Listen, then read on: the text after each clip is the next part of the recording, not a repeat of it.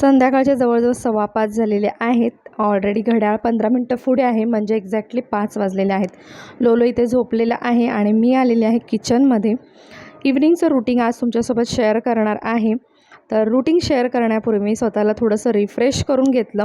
जसं माझं हे नॉर्मली रूटीन असतं की उठल्यानंतर थोडंसं फ्रेश वगैरे होणं, त्यानंतर पाणी वगैरे पिऊन मग एकदम कामांना सुरुवात करायला स्टार्ट करते मी. तर इथे दुपारी काही भाज्या वगैरे मी बाजारातून आणल्या होत्या आणि काही गोष्टी संपल्या होत्या घरातल्या, जसं की लिक्विड साबन्स वगैरे सोप, तर त्या घेऊन आली होती. तर त्या सगळ्या जागच्या जागी ठेवून घेणार आहेत गोष्टी. आणि भाज्या ज्या आहेत त्या पावसात सध्या थोड्याशा जास्त माती लागलेल्या वगैरे येतात, तर त्या क्लीन करून घेतलेल्या आहेत. आणि सगळ्यांनाच माहिती आहे की आता जवळजवळ भाजी मार्केटमध्ये आग लागल्यासारख्या भाज्या ज्या आहेत त्या महाग झालेल्या आहेत. खूपच जास्त रेट वाढलेले आहेत भाज्यांचे. जोक्सपाट की मंडईमध्ये आग लागलेली आहे, पण खूपच जास्त महाग झालेल्या आहेत भाज्या. त्यामुळे ना खूप विचारपूर्वक सगळ्या भाज्या आणाव्या लागतात. आणि व्हरायटी ऑफ व्हेजिटेबल्ससुद्धा ॲड करण्याचा आपला सगळ्याच होममेकरचा प्रयत्न असतो. सो त्यानुसार मी भाज्या घेऊन आलेल्या आहे. ड्राय करण्यासाठी ठेवून दिलेल्या आहेत. लिक्विड जे आहे ते सुद्धा फिल करून घेतलेलं आहे. आणि सगळ्यात मोस्ट इम्पॉर्टंट काम असतं रूटीन स्टार्ट करण्याच्या आधी, की रॅकमध्ये जी काही भांडी वगैरे दुपारी घासून ठेवली होती तर ती ऑलमोस्ट ड्राय झालेली आहेत. तर त्यांना छान असं जागच्या जागी रॅकवर लावून घेतलेलं आहे, जेणेकरून मला ना इतर कामांना जेव्हा भांडी लागतील तर ती मला घेता येतील सहज. आणि काही दिवसापूर्वी माहेरी गेले होते, तर हा एक स्टँड आणला होता. यामध्ये तुम्ही कॅन्डलसुद्धा लावू शकता किंवा धूपसुद्धा लावू शकता, जेणेकरून त्याचं जे ॲशेस आहेत तर ते या स्टँडमध्ये पडले जातात आणि अजिबात आजूबाजूची सरफेस जी आहे ती घाण होत नाही. आणि हा एक पॉटसुद्धा आणला होता, फ्लॉवर पॉट, तर तोसुद्धा मला प्रचंड आवडला आणि अगदी स्वस्तात आणला होता. तर इथे प्रज्ञेला आणायचा वेळ झाला, सो त्याला घेऊन आली मी. स्कूलमधून तो व्हॅननी येतो, तर त्याला ड्रॉप केलं व्हॅननी, तिकडे घ्यायला जावं लागतं. तर त्याला घेऊन आणली आणि आता त्याला लागली होती भूक. या टायमाला मी त्याला दूध वगैरे किंवा स्नॅक्स देते. पण आज दुपारी ना मी ऑनलाईन सूप जे आहे ते ऑर्डर केलं होतं. तर मी प्यायल्यानंतर थोडंसं सूप त्याच्यासाठी सुद्धा मी ठेवलं होतं, तर त्याला ते गरम करून मी दिलं. आणि आता मी बाकीच्या गोष्टी ज्या आहेत त्या करायला सुरुवात करते. आणि त्यापूर्वी लोललासुद्धा मी भरवून घेते, कारण त्याला या टायमाला भूक लागलेली असते आणि त्याचा ड्राय स्नॅक जो आहे तो खाऊन झालेला आहे ऑलरेडी. तर आता त्याला राईस आणि दाल वगैरे जी आहे ती भरवून घेते. आणि एका साईडला मी इकडे चहासुद्धा ठेवलेला आहे, जेणेकरून त्याचं भरून होईपर्यंत माझा चहा होऊन जाईल आणि मी सुद्धा रिफ्रेश होईन आणि बाकीची पुढची जी कामं आहेत त्यांनासुद्धा मी लागेन. तर इथे चहा जो आहे तो माझा रेडी झालेला आहे, लोलोला भरवून झालेला आहे. तो आता खेळत राहील. मी माझा चहा जो आहे तो पिऊन घेते. आणि ते तुम्ही बघू शकता 2 कप आहेत, तर लोलोचे पप्पासुद्धा आलेले आहेत, तर त्यांनासुद्धा देते आणि मी सुद्धा घेते चहा. तर आता चहा झाल्यानंतर मी माझी बाकीची जी कामं आहेत, भाज्या वगैरे जागच्या जागी ठेवणं वगैरे किंवा किचनच्या ज्या गोष्टी आहेत त्यासुद्धा करायला घेते. आणि दुपारी ते बन पाव जो आहे तोसुद्धा, क्रीम पाव ज्याला बोलू शकतो, तर तोसुद्धा घेऊन आली. तर तो खाऊन घेतला. आणि थोड्या वेळाने भावाचा फोन झाला आणि त्यांनी प्रज्ञेसाठी ना पास्ता ऑर्डर केला होता ऑनलाईन, तर तोसुद्धा मी घेऊन आली. डिलेवरी ते घराच्या जवळच दिली आणि खूप यम्मी असा पास्ता होता. पण पर्सनली मला पास्ता फार काही आवडत नाही, सो मी त्याच्यामधला 1 स्पून जो आहे तो टेस्ट केला आणि मग बाकीचा जो पास्ता आहे तो प्रज्ञेच्या आणि लोलोच्या हवाले केला. त्या दोघांनी छान असा पास्ता एन्जॉय केला आणि मस्त क्रीमी असा पास्ता होता. पर्सनली मला मॅगी, पास्ता या सगळ्या गोष्टी आवडत नाही, नूडल्स वगैरे, सो त्यामुळे मी त्या अवॉइडच करते. तर आता इथे मी कामांना माझ्या जी आहे सुरुवात करते. नाश्ता वगैरे मुलांनी केला, म्हणजे स्नॅक्स वगैरे केला, त्यानंतर चहा झाला. तर जी काही भांडी वगैरे पडतात ना यावेळेला, तर ती मी क्लीन करून घेते आधी. कारण मग काय होतं ना, आपण असंच सिंकमध्ये सगळ्या गोष्टी साठवत गेलो ना तर त्या तशाच सगळ्या साठत राहतात आणि नंतर मग एक पॉईंटला आपल्यालासुद्धा या गोष्टी क्लीन करायला खूप जास्त कंटाळा येतो. त्यामुळे ह्या गोष्टी मी आधी क्लिअर करून घेते. सिंक क्लीन असेल ना, किचन काउंटरटॉप जो क्लीन असेल ना, तर आपल्याला सगळ्या गोष्टी बाकीच्या करायला सोपं जातं.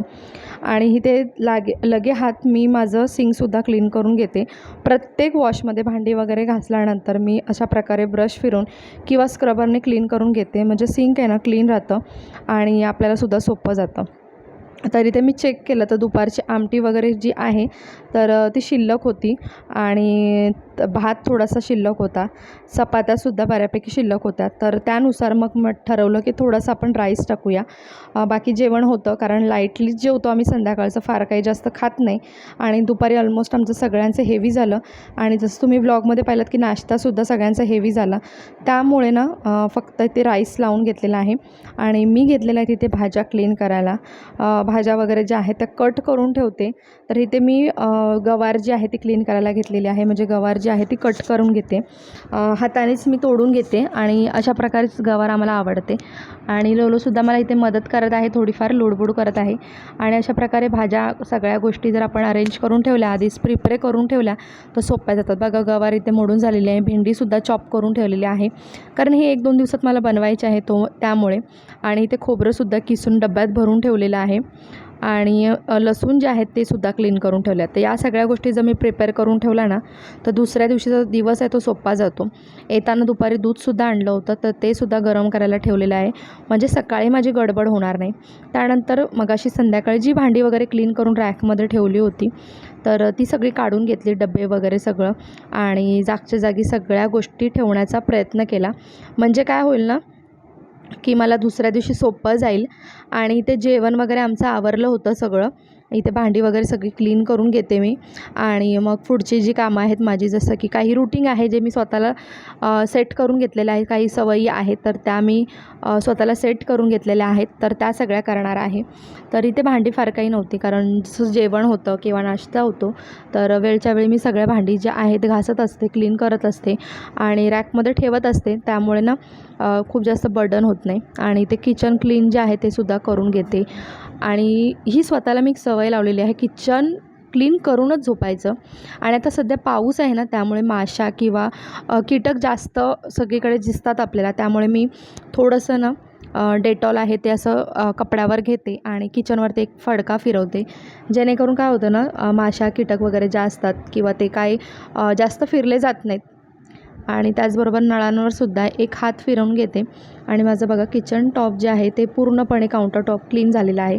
त्यानंतर कचऱ्याच्या डब्यामध्ये जी पिशवी असते ती बांधून घेते, नाहीतर काय होतं ना, रात्रभर तशीच ठेवली आपण तर त्याचा वास मारतो.